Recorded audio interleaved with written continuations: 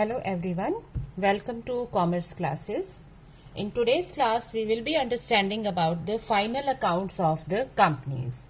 As you are aware that the company accounts are governed by the Company Act and the schedules given in the Act. So accordingly the final accounts of a company consists of a balance sheet at the end of the year, a statement of profit and loss for the current year, for the relevant year for which you are working.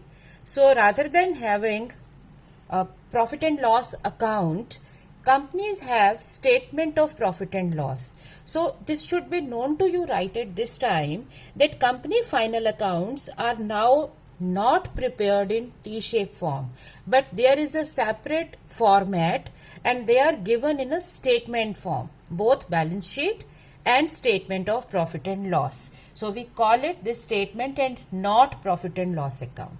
Next component is cash flow statement. So the companies are required to prepare their cash flow statement, and finally they need to give notes to the final accounts. That is, for all these statements they need to give explanatory notes. So these statements are prepared in the compact form. That is, most of the information is clubbed together under certain categories and we give that information in the stated format. And to explain the information, notes are given. Now final accounts are there in our course in BCom Honors Corporate Accounting paper. For cash flow statement there is a separate chapter and it has a separate weightage, and the remaining final accounts, that is the main statements, balance sheet and statement of profit and loss along with their explanatory notes, is a separate unit from which you have one complete question coming. So we will be taking up these final accounts along with the notes. Cash flow statement will be tackled later on as a separate chapter.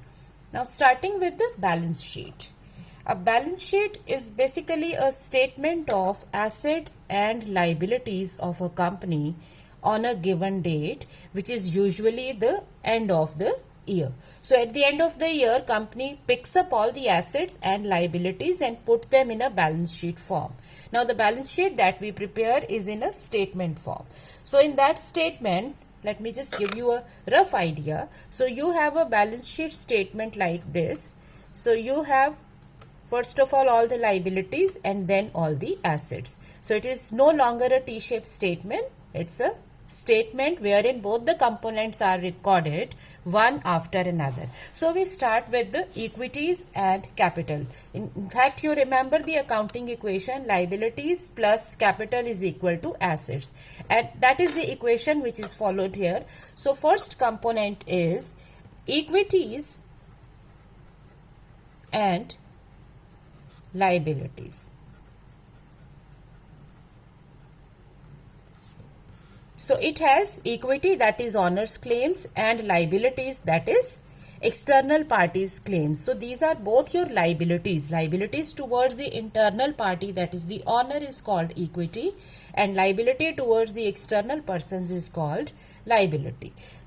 Okay, so now in this you have two main parts, equity and liability, and within each part we have two more components. Now you need to remember the components very carefully, reason being the balance sheet is prepared in the stated format with all the categories as required. That is, if your balance sheet format is saying that this is number one item to be shown, it should be shown at number one. So you cannot record the things in any absurd manner, we can say, or in unorganized form. It should be recorded in the given format. So if I am saying equities and liabilities have two components of equity and two components of liabilities, then these components will be recorded one after another. Now in the format, this is given first component with this number, Roman letters. Then you have two components for equity and next two components for the liabilities. Now coming to equities, we have the two components. Number one is shareholders funds. So at the very first place, we are to record shareholders' funds. Next is, like when the person applies for a company's shares, when the company allots him shares, the person becomes shareholder. So all his claims are categorized here as shareholders' funds. But if suppose there is application pending, I mean the company has got the applications and meanwhile the year has ended and they have not yet decided whether to make the allotment or refund the money, etc. So money is pending. So share application money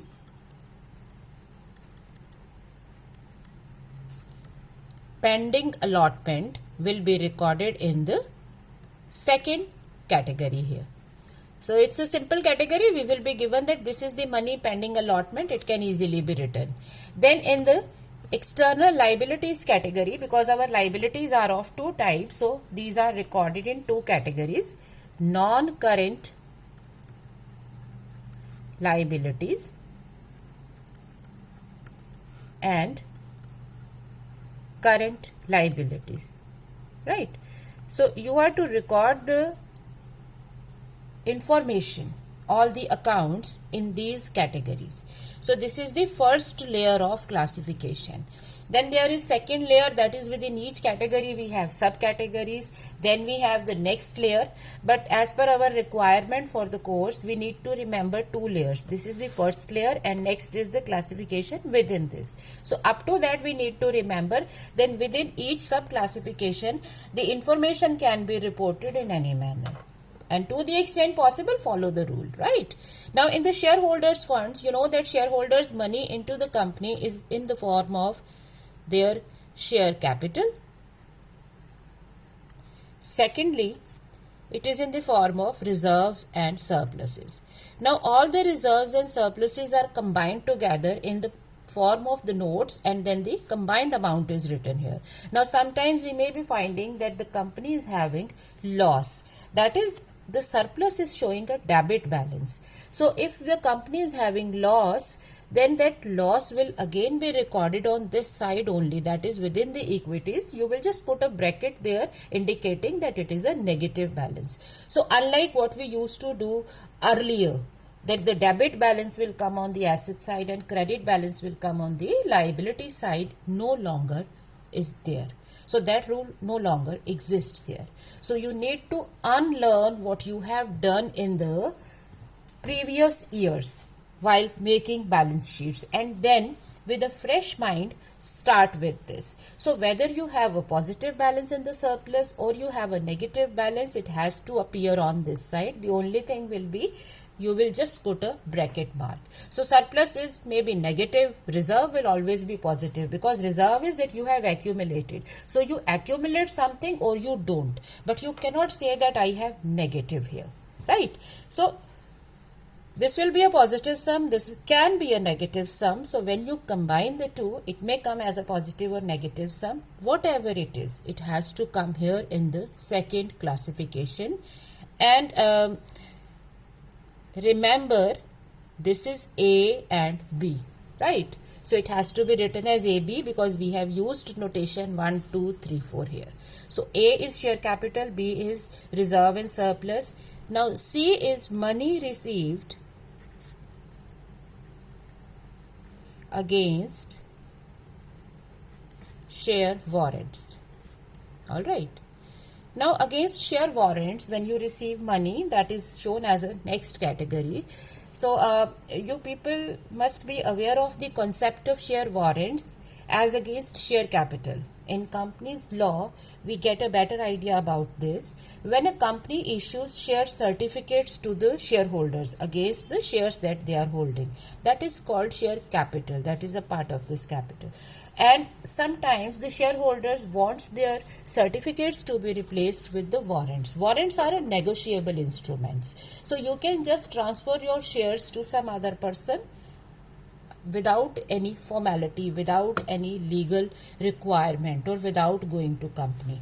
So that is for that purpose you need share warrants. So you can just transfer them as it is, as you transfer money or cash, right? So share warrants are not recorded in the shareholders register. This is one legal thing regarding these, but otherwise they are just like capital. Okay, now share application money pending allotment will certainly, if it is there, it will be recorded as it is. There is no sub classification here. Now coming to non-current liabilities and current liabilities, each of these will be having 4 subcategories. Now these categories are: number 1, long term borrowings; number 2, deferred tax liabilities. Okay. Number 3, C, other long term liabilities, and it is long term provisions. Okay, I am using a short form so that everything can be fitted here. So these are 4 categories here. Under here, similar. Okay, so long term borrowings are now replaced with short term borrowings. Now, in place of deferred tax liabilities, we have one important component here which will always be there, that is trade payables. Okay. Now, next is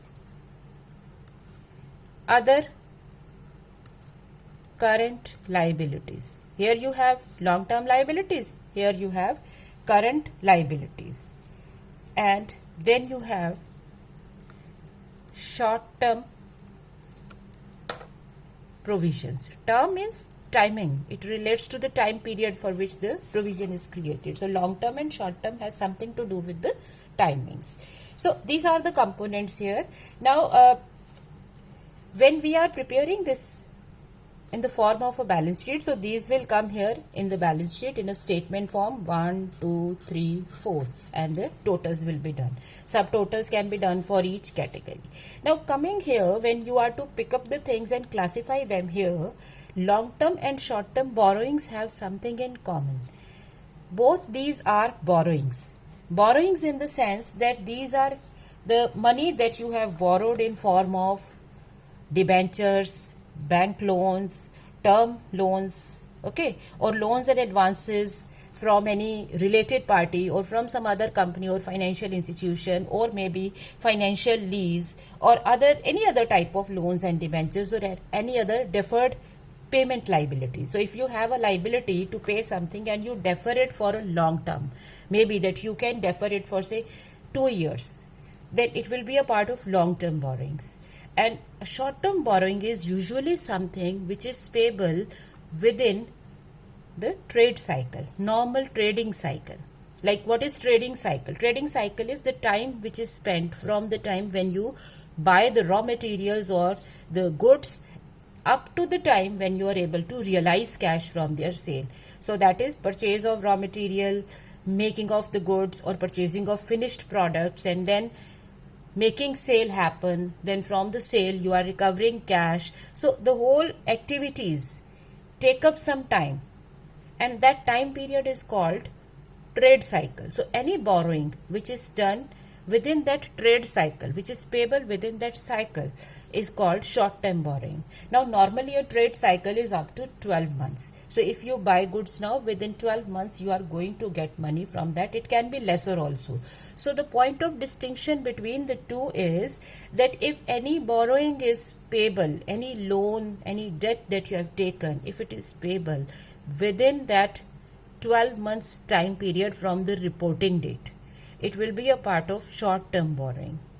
And if it is payable after 12 months, it is a part of long-term borrowings. So your debentures which you have taken for say 5 years, they will be a part of long-term borrowings. But the bank overdraft which you have taken just as a temporary arrangement to fulfill your cash requirement, or which is payable say within 2 months or 3 months, something like that, it is a short-term borrowing. Okay, so you can classify the two on the basis of the time period. And there is another rule also, that any payment which is expected to be settled within the operating cycle, trade cycle, or within 12 months from the reporting date, that will be classified as current or short-term liability. That will come here in either of the categories. If something is to be settled within 12 months of the reporting date, your balance sheet is on 31st March 2019. So anything which is to be settled up to 31st of March 2020, it will come here. And which is to be settled beyond that, it will come here.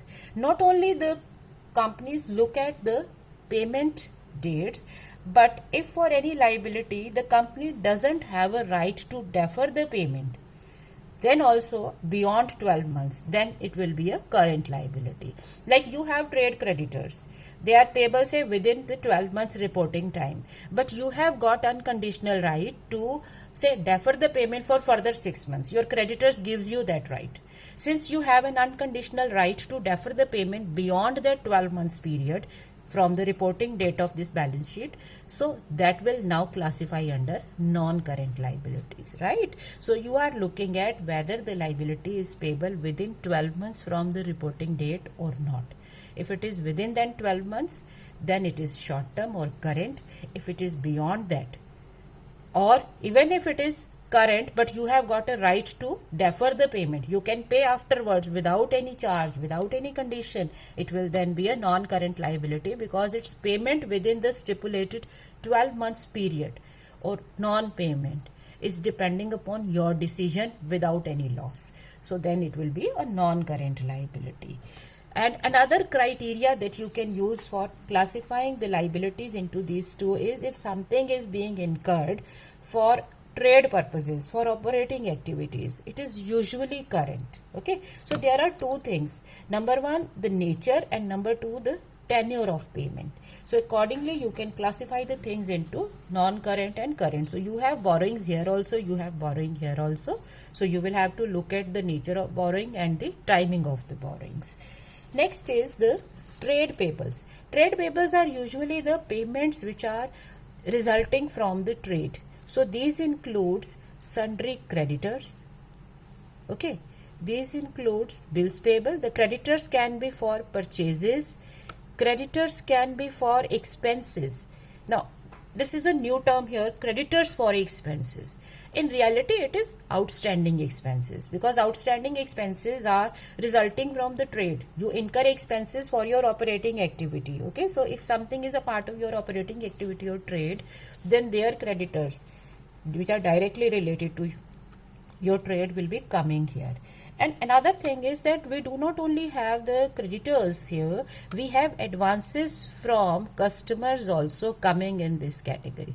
So if any customer has paid you advance, you haven't yet had a sale transaction, you have got an advance. So it's your liability. Against this, you will either have to give the goods or you will have to return the money. So that is also a liability. So it is also a trade payable. So trade payable earlier, which we had outstanding expenses, creditors and bills payable. Now it has one more component, advance from customers, right?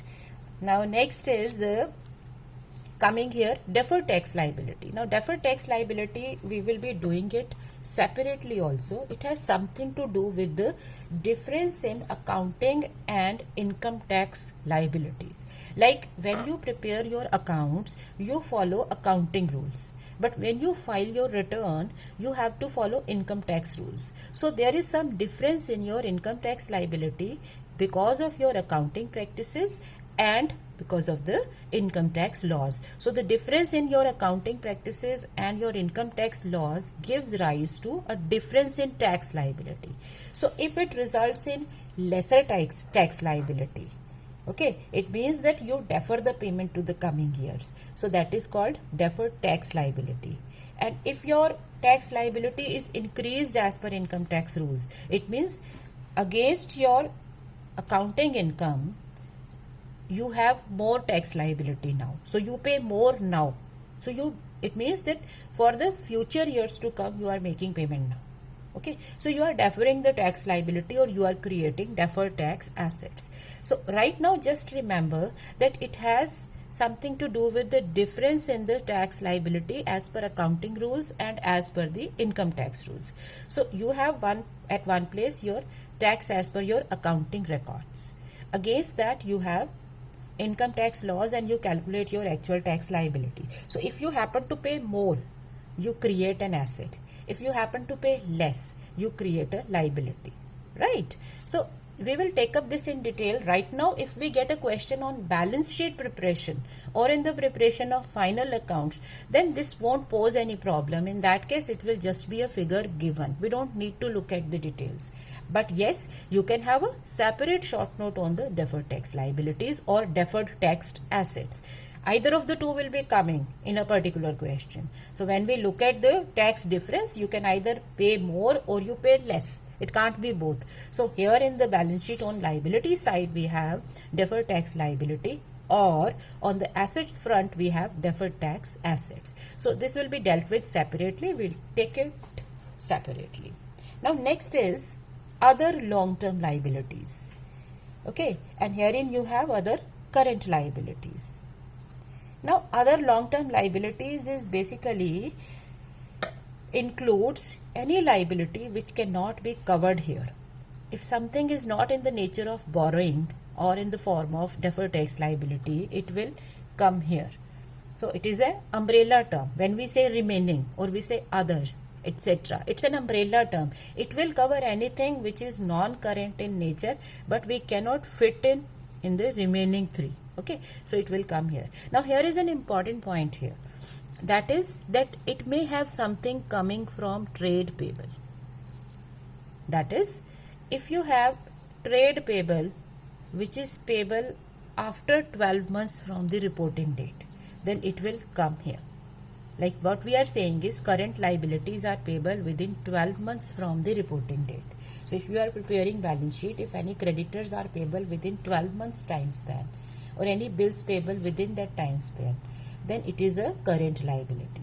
But if you have creditors payable beyond that 12 months time span, then it will be covered here, because that is not a long-term borrowing, that is not a provision, that is not a deferred tax liability. So you may have something coming from trade payable here.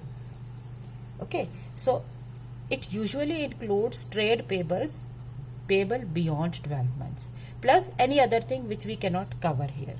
Now coming here, you have other current liabilities. Now what are these other current liabilities? Okay, now these other current liabilities include, again, this is an umbrella term which will cover anything which is not covered in the next remaining three categories. So it usually records incomes received in advance. Okay, so if you have outstanding expenses, it is covered in trade payable, but if you have incomes received in advance, it will come here. In case you have interest accrued, okay, it will also come here. Then it may have any statutory dues like any kind of tax or excise duty, etc. payable. It will also be a part of other current liabilities, because when you have, say, sales tax or GST payable, it is neither a borrowing nor a trade payable, not a provision. So it will come here. So all your received interest, okay, and your statutory dues, etc. will come here. Then it has an important component coming from here. These things you need to remember. And what is that component? That is, it is very important. I am just marking it here. It is current maturity of long-term borrowings, okay, along with their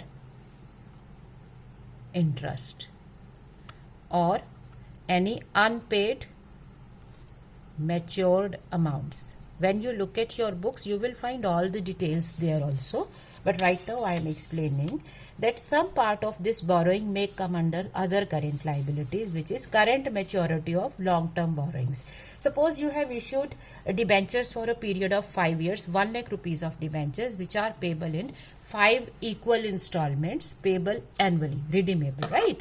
It means your debentures of 1 lakh are redeemable, 20,000 in this year, 20,000 in next year, 20,000 in next to next year, and likewise. So when you are preparing this balance sheet, your first installment of the debentures has matured for redemption. So that installment will be coming not here but here. So that 1 lakh rupees of debentures will be recorded as 80,000 here and 20,000 here. So the distinction between the two is not based on the total tenure. It is based on the actual payments coming due. So current maturity of long-term borrowings and any unpaid matured amounts. Suppose your first installment became due for redemption, but you could not redeem it. You didn't have money. Now next year, next installment has also fallen due. So now you will be having 60,000 rupees of debentures here and remaining 40,000 debentures coming here, which are either matured, due for redemption, or you haven't paid them. So these are outstanding amounts, right? So it has interest received in advance, interest accrued, that is interest accrued on your borrowings. Okay. When you have expenses outstanding, it is a part of trade. But when you have interest payment outstanding, it is a part of other current liabilities. Can you think of the reason? Reason is that when you do not pay rent, or you do not pay wages, or you do not pay salary, it is a part of your operating cycle. So it is a part of your trade. But when you do not pay or you fail to pay interest, it's a part of your financing activity. It is you who decided to get loan. You could have invested money. You could have taken some other source. So it is the financing activity which is giving you outstanding interest liability. So it is not a trade liability. So outstanding interest doesn't come here in the trade payable. It comes here in the other current liabilities. So you may have some parts of one category coming in the other. Some trade payable may come here, some long-term borrowings may come here. But you will be provided detailed information and accordingly you will decide. So remember, the distinction between the two is not based on the name. That if I say debentures, if I say term loan, then it is long-term. It is based on the timing of payment. So you may have taken a loan for 5 years. So for the first 4 years, it is a non-current liability because the payment is due after the 12 months period of the reporting date. But now in the last year, when the payment is to become due within 12 months, it will become your current liability and it will come here, other current liabilities, because it is current maturity of long-term borrowings. A part of this will come here, a part of this will come here. Wherever you find that the timing of payment is being affected, the timing is not falling in this, then it will come here. Timing of this is not following within, beyond 12 months period, it will come here. So this you will have to see. Next is long-term and short-term provisions. Again, these are also based on the timing for which the provisions are being created. If the payment of these kind of liabilities will become due within 12 months from the reporting date, it's a short-term provision. If it is not payable within 12 months, it is payable beyond that, it is a long-term provision. Like when we create provision for taxes, you need to pay as soon as your account is settled, right? So provision for taxes will be coming here. This will include provision for any kind of taxes, cess, etc. Right? So it will come here. It can be any kind of taxes, any kind of duty, any kind of cess, etc. Then it may have corporate dividend tax, because when you pay dividend, you need to pay dividend tax also. It is also payable within the stipulated time span, so you need to record it here. Then you have employees benefits. Employees benefits, if these are payable within 12 months from the reporting date, like you have gratuity fund. Now some persons are retiring and their gratuity is becoming payable, so that part will be coming here. Whereas the same employees benefits, pension fund, provident fund, etc., they will also be coming here. But if these are payable after 12 months from the current reporting date, and any other provision. So we will have to use our own best judgment that is it payable within 12 months time span or not. If it is payable within 12 months time span, it is a short term provision. Otherwise it is a long term provision. Just like when you create provision for taxes, it's a short term provision, you need to pay it within this year. But if you have a dispute pending for the taxes, now if the amount is disputed, you know that it is likely to take long time because you will be contesting the case. So it may take 2 years, it may take 3 years. So in that case, the provision created will be recorded here. So you will have to use your best judgment to decide which of the two will be there. Now, as we have taken a separate category for shareholders funds and a separate category for the external liabilities. Now, do you think that there cannot be any mixing of the two? Can there be some cases when money relating to shareholders will come under external liabilities? Can you think of any case? Just pause for a minute and consider. Can there be some money payable to shareholders come under the liabilities? Okay, so yes, there are a few things which will come here, which are,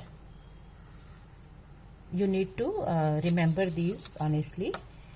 One is calls in advance, because technically a company doesn't have a right to take up advance calls. So if some shareholders have paid calls in advance, the company will show them as the external liabilities in the other current liabilities. So under other current liabilities, you will show calls in advance plus any interest if it is payable, because you do not have a right to get this money. So it cannot come here. Your outstanding calls in arrears, shares forfeited, they will come here because you have got a right to get the money. But here you do not have the right. If somebody pays you advance, it is your liability. So if in the event of winding up of the company, if the company is closed down, liquidated, then you will have to pay these as external liabilities. These will qualify under your unsecured creditors. You need to pay them before you come to the capital repayment, right? So calls in advance with their interest will be coming here. Then you may have application money pending refund. That is, you received application money. Now, if you haven't yet decided about the allotment, it will come here. But once you have decided that this money is to be, or these many shares are to be allotted, so their money will be adjusted against their capital and against the allotment, etc. So that will be adjusted somewhere here. But in case you have decided that these shares applications will be rejected, you have decided it, so money is due for refund, so you have to pay it. So it becomes your current liability. It will be recorded under other current liability. So something relating to shareholders can also come here. Third important thing which may come here is the dividends. So if you have any unclaimed dividend or unpaid dividend, company declared dividend, say at the end of the year on, say on 30th of March, on 31st March accounts are closed. So you didn't have actually time to pay the dividend. You declared it, you didn't pay it. So that unpaid dividend or unclaimed dividend in some cases will be coming here. So this is all what is coming under the liability side, right? Now within this, we will be considering a few things separately. One is surplus, because surplus needs a lot of adjustments, because this is to be appropriated for transfers to various reserves, for various types of dividends, interim dividend, final dividend, for CDT, corporate dividend tax, etc. So we need to study it separately. Deferred tax liabilities again is something which needs to be studied separately, because if it comes in detail, it will be a short note, right? Then you have another thing which we will be taking up separately, because this is something new in company accounts, that is the provision for taxes. Reason is that earlier we used to simply adjust the provisions. You had provision of say 20,000, this year you created provision say at the rate of 20% on your profits. You find that provision is now needed is 25,000, so you just add it, right? So you used to adjust them together, but in companies it doesn't happen. In case of companies, the provisions are separated year wise. So your last year's provisions and their tax settlement will be dealt separately. It will be kept separately from what we are to do in the current year. So your current year taxes current year tax provision, current year advance tax paid or TDS, it will be kept separate from what is there for the previous year. So the two things are accounted for separately. So that needs to be studied, right? So we'll study a few things in detail, but the rest of the things are just clubbed together. So when you are compiling the balance sheet, and on the liability side we will take up all these. Now we need to prepare explanatory notes. Okay, so notes to balance sheet are equally important. Now let us see what kind of notes will be coming from all this. Now let us see the format of the balance sheet. We have just covered equities and liabilities, so we will just take up this side only. So the format as given in the Companies Act is that you have this format. So you start with the name of the company, balance sheet on so and so date, and now herein we record the amount in rupees. So sometimes we record amounts in 1,000 rupees. If you find that everything is in thousands or everything is in lakhs, you may record it in lakhs rupees or in thousands of rupees, rupees 000 representing thousands. So we'll just cover the first part of this balance sheet. Now it has 5 columns. Number 1 for the sequencing, next is for particulars. So herein we will be recording the particulars, the account names, note number, because our balance sheet has to be very compact. We cannot show calculations here. Everything has to be accounted separately. So we will provide note numbers for all the calculations. Then it usually comes with the 2 columns for the figures of the current year and of the previous year, because according to the corporate law experts, we can judge the performance of a company only when we know what has happened in the last year. So by comparing the two, you can better judge the working of the company. So they have provided you 2 columns. However, when we are solving a practical question, then if we are given both the informations, we can make 2 columns. Otherwise, we'll do with the single column. That is for the current year. Now let us see. So number 1 was 2 parts equity, 2 parts liability. So in equity we have shareholders funds and share application money pending allotment.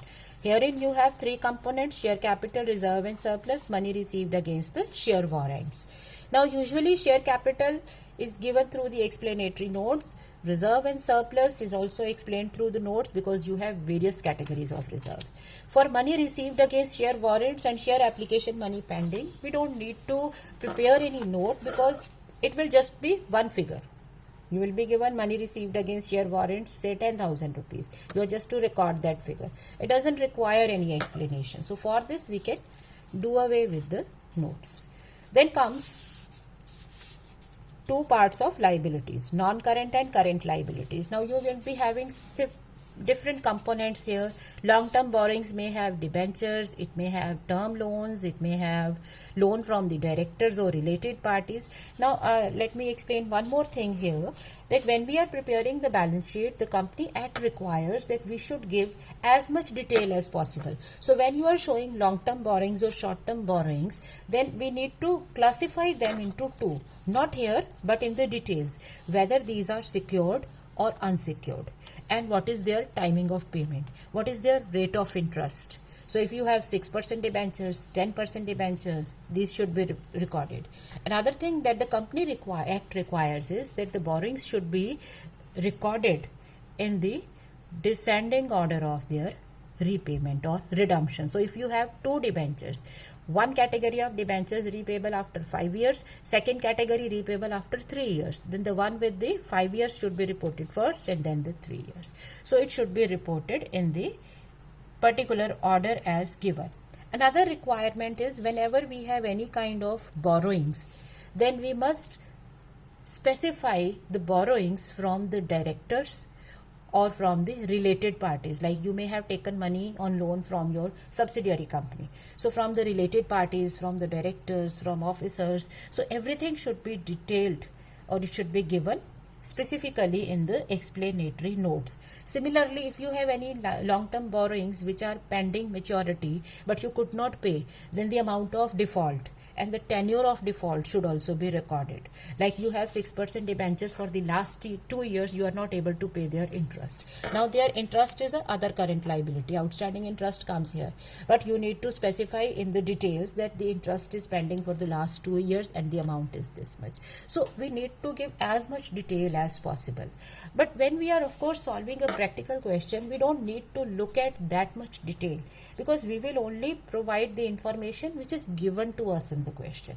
But these points are certainly relevant if you are preparing a short note on, say, non-current liability. So if your question asks you to prepare a short note on non-current liabilities, then you need to give these points one by one, that long-term borrowings includes this much, borrowing from the directors, officers, related parties must be shown separately, borrowings should be recorded with the rate of interest and in the descending order of their repayment period, etc. So therein you need to give the details. Of course, in a practical question, these points just imply that whatever information is available, it should be given in detail in the explanatory notes. So now herein we may have various borrowings. So this will be number 3 note. Deferred tax liability again will be a composite sum when we are solving a practical question. So it won't require much of the calculation. So it will just be taken up as it is. But yes, your other current long-term liabilities and provisions will be having a few components. So you may have 2 different type of provisions. So you need to club them in the explanatory notes, and herein you need to give the total amount. Similarly here also 6, 7, 8, 9. So in all we will be having 9 explanatory statements coming in this category. Now here in 3, 4, 5, 6, 7, 8, 9 just implies addition of different amounts coming within the categories, with of course as much information as is available being given. But the 2 things which require very long notes, maximum possible explanation, are share capital and reserves and surplus. So let us see these in detail. Now in the notes to balance sheet, when we first talk about the share capital. Now in the share capital, number 1 thing is that we need to give authorized share capital, then issued, subscribed, called, and paid up capital. So when we say paid up capital, it also implies that we are showing calls in arrears separately. Within that, if any calls are in arrear from the directors or from the officers, they should be reported separately. So we can have these 2 categories, fine. Then these 2 must be shown for both equity and preference share capital. So for each class of equity and preference share capital, these categories will be given. So equity share capital, authorized, and all these category, 1 amount. Say 10% preference share capital, again all these amounts. 8% preference share capital, all these amounts, and then you will club them together. So this is what will come under the share capital. Now of course we will be having calls in arrear, share forfeited account balance, etc. So anything relating to capital will be coming here, of course with the exception of these amounts. Calls in advance and application money pending refund. But your arrears, your share forfeiture account balance, etc., they will be coming here in this, right? Then if any shares are to be issued under employee stock option scheme, or any bonus issue is given, okay, so these are to be reported separately. So what our corporate accounting schedule requires is that the share capital is not given as a total or net amount. It should show reconciliation. That is, when you are recording this capital, you should have authorized, issued. Authorized capital of course will be 1, but regarding issued, etc., you should take it in the beginning. Then you are to add additional capital issued, or if you have redemption of capital, like in case of preference shares, you may have redemption of share capital or buyback of shares. So from opening to closing balance, the explanation must be given. Another thing is that when you are recording capital here, if you happen to have any kind of shares being purchased from the directors, or any person who is holding more than 5% of the share capital of the company, it should be reported separately. Further, when you have issue of shares, you can issue shares against cash, against purchase consideration other than cash, or as bonus issue. So these things must be disclosed. So after writing additional capital issued, you must give a note that out of capital issued, these are the bonus shares, these are the shares issued for cash or for the purchase consideration other than cash. So it should be a reconciliation, it should be a proper explanation or details of all the adjustments. So it should be given properly. Of course, in a practical problem, it won't pose any problem. Reason being, we will be recording only what we are given. So if you are given any information in the share capital, the same must be reported. Now, next category here is reserves and surpluses. So reserve and surplus, of course, needs a lot of details. You may have various types of reserves. Like you may have capital reserve, capital redemption reserve, right? Securities premium reserve, this is also categorized as reserve. Debenture redemption reserve. Okay, investments or assets valuation reserve. Okay, then you may have share option reserve. So you may have reserves under various categories. So under reserves and surplus, all these reserves will be taken up one by one. I am just writing here in column. Question, you will not be having all. You may have one or two categories. So these should be explained one after another. So one capital reserve will be written, its amount will be calculated, it will be put into outer column. Then next CRR will be written, its amount will be brought into outer column, then securities premium. So these will be taken one by one. So suppose I am starting with capital reserve. So you need to show the reconciliation. So you need to have opening balance. Then you need to write transfers to the reserves. So you may have capital reserve resulting from reissue of forfeited shares. So that should be recorded here. So it should show the total reconciliation of the amount from opening to closing. Similarly, for CRR, when you redeemed your preference shares, you transferred some amount to CRR. So that should be reported here. In securities premium, when you issue shares at premium, it will come here. So all the additions, subtractions, so minus utilization of reserves. You may have utilized this capital reserve to write off any kind of loss on valuation of asset, or you may have used security premium to write off discount on issue of shares, or premium payable on redemption of some other shares, right? So any utilization, you may have used CRR and securities premium to give fully paid bonus shares. So it should be shown. So all the utilizations will be shown.